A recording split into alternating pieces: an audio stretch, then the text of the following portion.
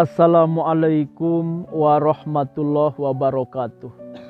Alhamdulillahilladzi khalaqal mauta wal hayata liyabluwakum ayyukum ahsanu amala.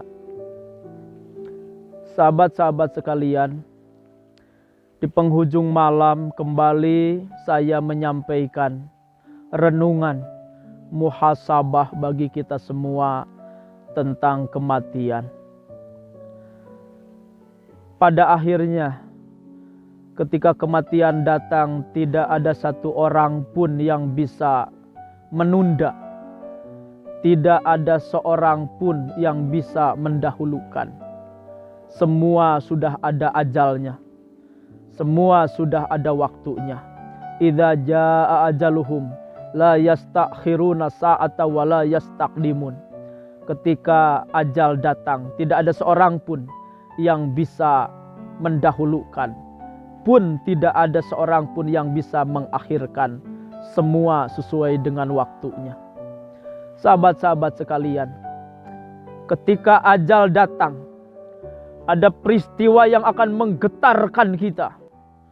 Ada peristiwa yang akan mengagetkan kita, yaitu peristiwa sakaratul maut. Yaitu sakaratul maut. Sakaratun diambil dari kata sakarun, artinya orang yang keracunan. Kalau orang Sunda, jalma anu weureu, jadi orang yang keracunan. Maut yaitu kematian, berarti keracunan mati. Kenapa diungkapkan dengan kalimat sakarun? Sakaratun yaitu keracunan atau orang yang weureu. Karena orang yang sakaratul maut itu, satu, sakit tak terkira. Yang kedua, antara sadar dan tidak sadar. Dan yang nomor ketiga, orang yang sakaratul maut itu adalah orang yang sangat membutuhkan pertolongan dari kesakitannya.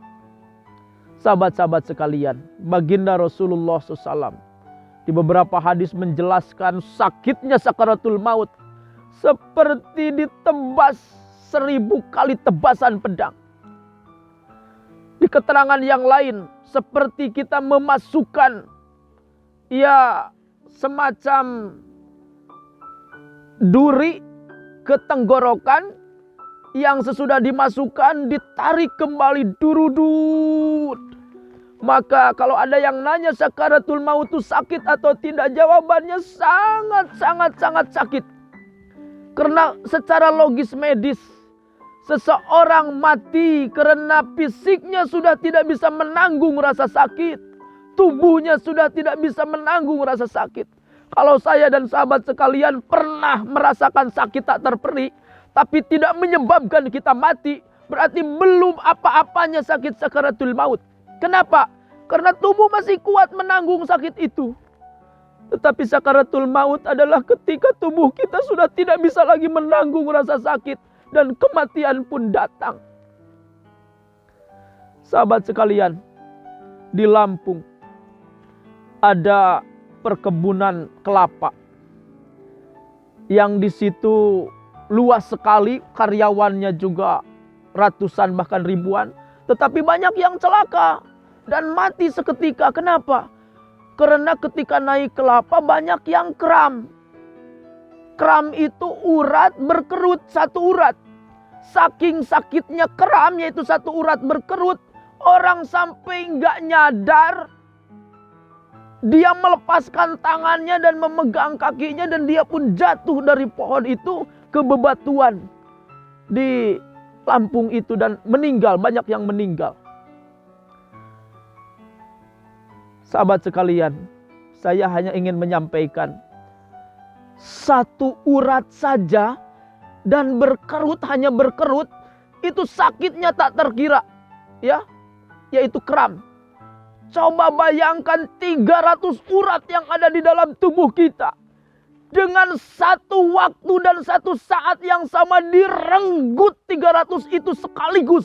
Durudut. maka pantas orang yang sakaratul maut matanya mendelik. Maka pantas orang yang sakaratul maut dadanya mengap-mengap. Maka pantas orang yang sakaratul maut kadangkala keluar busa dari mulutnya.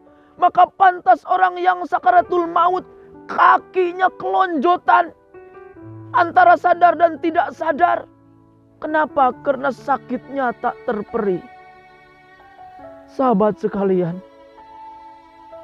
ketika kita tahu bahwa sakaratul maut sakit tak terperi, tidak ada pilihan bagi kita kecuali kita menengadahkan tangan kita di setiap pada sholat kita. Allahumma hawin alaina fi sakaratil maut. Ya Allah, ringankan kami ketika sakaratul maut. Karena memang sakaratul maut itu kebanyakan sakit, tetapi ada orang-orang khusus yang ketika sakaratul maut Allah ringankan. Siapa gerangan itu? Salah satunya orang yang sering membaca doa Allahumma hawin alaina fi sakaratil maut. Maka orang yang sakaratul maut harus kita talkini, lakinu mautakum biqauli la ilaha illallah. Tuntun orang yang sakaratul maut dengan ucapan la ilaha illallah. Karena dirinya sudah antara sadar dan tidak sadar.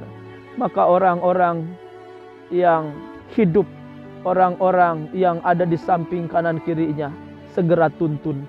Karena sakaratul maut pedih.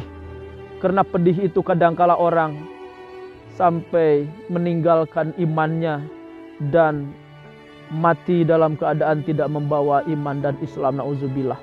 Maka kita berdoa di malam ini, mudah-mudahan kita termasuk orang-orang yang diringankan nanti sakaratul maut.